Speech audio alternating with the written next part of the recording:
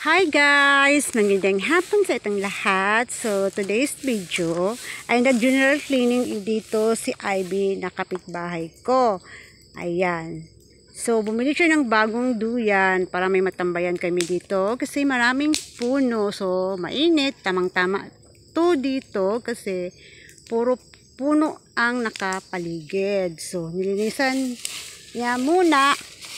Ayan. Nagpausok. Ayan, ayan oh. Ando yung duyan na binili niya. So, alam na this. May tambayan na kami ni Pampam. Charot. Ayan, oh. Usok pa more. Ito yung kagandahan sa province, guys, di ba? Ayan.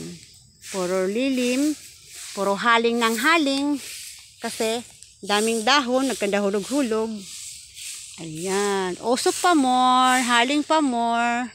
Lupad ng mga lamok.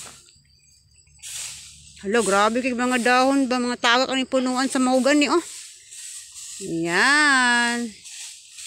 Thank you for watching. Ito yung tinatawag na Buhay Province. Babu!